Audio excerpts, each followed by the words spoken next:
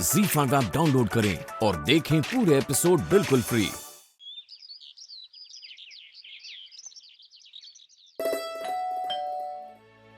मानसी जरा दरवाजा खोलना, बेटा मैं पूजा कर रही हूँ। जी आई। अरे अर्चना जी आप आइए ना। कैसी हो तुम? मैं बिल्कुल ठीक हूँ। अपने बच्चे का ख्याल रख रही हो ना? हाँ जी रख रही हूँ, आप अंदर अरे आइए। अर्चना जी, यहाँ और यहाँ कोई काम था क्या? दरअसल मेरी पोती है ना परी, उसका रिश्ता तय हो गया है। उसी का न्योता देने आई। आप जरूर आइएगा। ये तो बहुत अच्छी बात है। आइए ना, अंदर आइए, बैठिए। नहीं, मुझे बहुत सारा काम है। अरे ऐसे कैसे, मैं आपको मुंह मिठा किए बिना तो जाने नहीं दूंगी। आइए ना।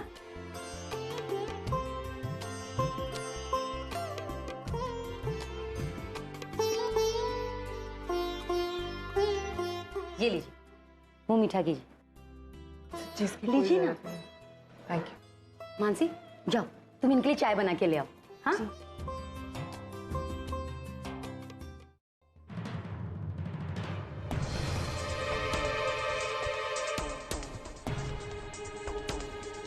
वैसे कहना तो नहीं चाहिए, पर आपने अच्छा किया जो परी की शादी नरेन के साथ तय कर दी।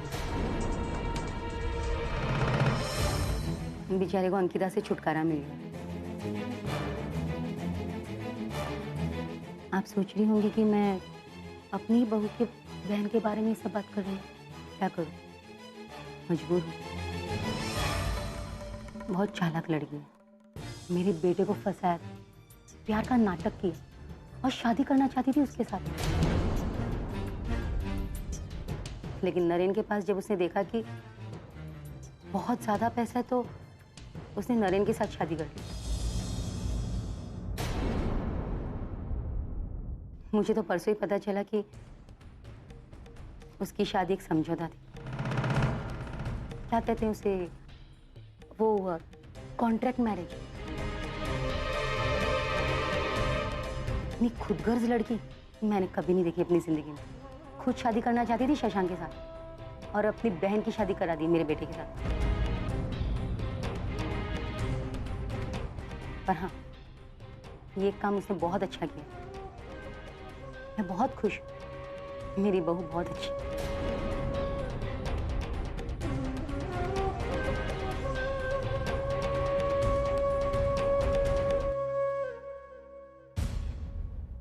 ऐसा क्यों होता है मानव?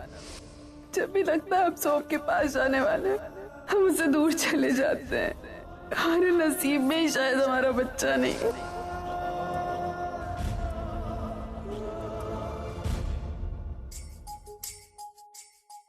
मानव, मंदिर जाकर आ रही हूँ। परी की शादी तय हो गई है ना, इस खुशी में अभिषेक करवाया था मंदिर में। अब देखना सब कुछ ठीक होगा। लो प्रसादी। मानव, क्या हुआ? भाई आप कब आई? अरे मैं अभी आई और इतनी देर बात कर रही थी तुमसे, तुमने सुना नहीं?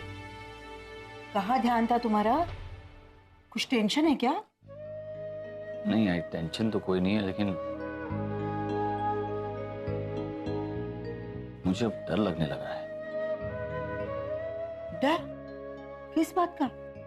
सोम को लेकर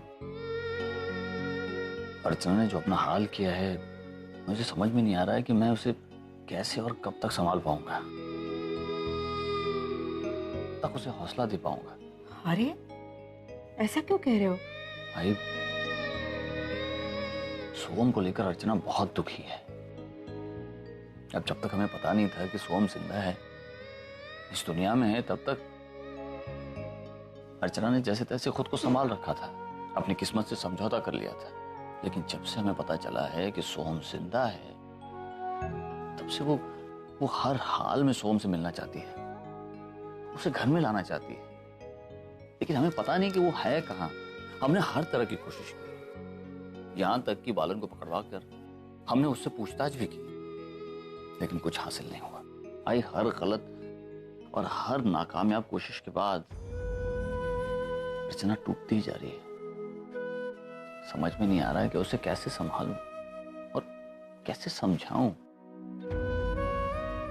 तू ही देखना है, एक तरफ परी की शादी की खुशी है तो दूसरी तरफ सोहम के न मिलने का दुख, और इन दोनों के बीच अर्चना। बाबा, आजी, आप बिल्कुल चिंता मत कीजिए। हम आई को ज्यादा दिन इस हालत में रहने ही नहीं देंगे।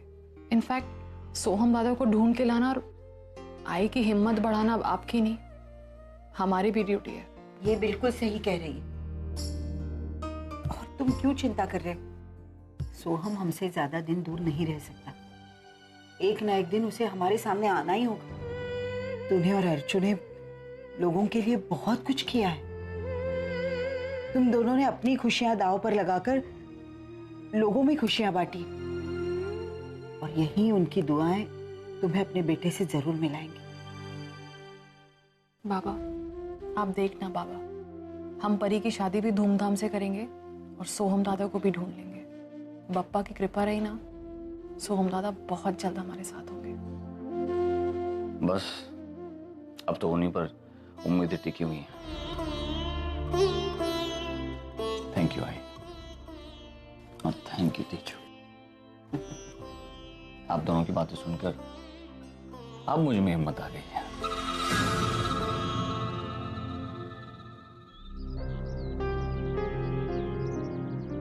आज मैंने तुम्हारे लिए पनीर भुर्जी की सब्जी लाई हूँ, तुझे पसंद है ना?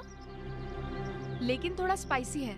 एक्चुअली मेरा मन नहीं कर रहा है, मेरी तबीयत थोड़ी खराब है, बट तुम लेकर आई हो तो एक बाइट जरूर खाऊंगी। क्या हुआ? आजकल तुम ठीक से खाना वाना नहीं खाती हो? सब ठीक तो है ना? और तुम्हारी तबीयत भी ठीक नहीं रहती है, डॉक्टर को दिखाया या नहीं? हाँ, बताया। लो खाना खाओ।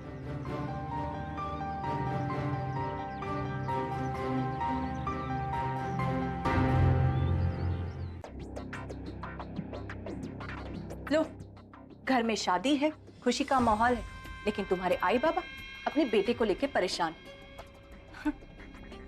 वो वापस आने का इंतजार कर रहे हैं उसको। सचिन, तुम्हारे आई बाबा ना कभी नहीं सुधरेंगे। सोचो, अभी वो आया नहीं है, उसके लिए इतना प्यार उमड़ रहा है। अगर आ जाएगा घर में तो उसको सर पे बैठा के नाचेंगे, तुम्हें तो कोई पूछेगा भी नहीं। शशांक, मेरी कुछ समझ में नहीं आ रहा है, मैं क्या करूं? शशांक, आजकल मुझे कहीं भी चक्कर आ जाते हैं, उल्टी आ जाती है। आई एम श्योर कि लोगों को पता चल जाएगा कि मैं प्रेग्नेंट हूँ, और मैं नहीं चाहती ये बात किसी भी तरह नरेंद्र सर तक पहुँचे, वरना बहुत प्रॉब्लम हो जाएगी। तुमने मुझसे कहा था ना दिन में कि कहीं मैं बाहर चली जाऊँ शहर के। मेरी कुछ समझ में नहीं आ रहा है, मैं कहाँ जाऊँ? मैं किसी को नहीं जानती, मैं पता नहीं मैं क्या करूँगी। अंकिता, मेरा एक फ्रेंड है पुणे में, उसके डैड का नर्सिंग होम है। मैं उससे बात करता हूँ, देखते हैं वो क्या कहता है। ठीक है, तुम बात कर लो, मुझे बता देना कब जाना है तो मैं चली जाऊँ। नहीं, तुम अकेले नहीं जाओ, मैं तुम्हारे साथ आऊँगा। नहीं शशांक, प्लीज, तुम घर पे क्या कहोगे? अंकिता प्लीज, टेंशन मत लो, मैं कोई ना कोई बहाना बना लूंगा और फिर हम साथ चलेंगे। शशांक देखो, मैं नहीं चाहती कि... अंकिता प्लीज, तुमने बहुत हेल्प की है मेरी, अब मेरी बारी है, प्लीज।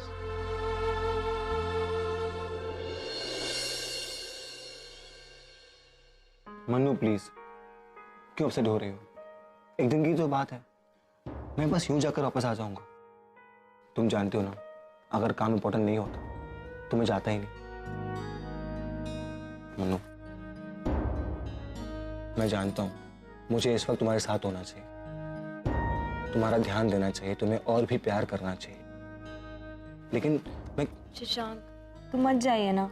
आई विश मैं ऐसा कर पाता, लेकिन जाना जरूरी है, काम बहुत इंपॉर्टेंट है। और मैं किसके लिए कर रहा हूँ ये सब? हमारे बच्चे के लिए कर रहा हूँ। अभी काम करूंगा, बहुत सारे पैसे कमाऊंगा, तब जाकर अपने बच्चे को अच्छा फ्यूचर दे पाऊंगा, है ना? तो प्लीज मुझे जाने दो, खुशी खुशी से। मानसी, तुम नहीं जानती हो, तुमने ये गुड न्यूज़ सुनाकर मुझे कितनी खुशी दी। मैं बहुत खुश हूं।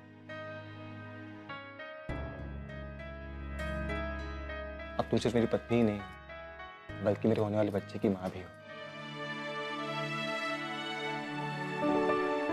शशांक मुझसे कितना प्यार करते हैं और मैं उन पर ZEE5 ऐप डाउनलोड करें और देखें सारे एपिसोड्स बिल्कुल फ्री।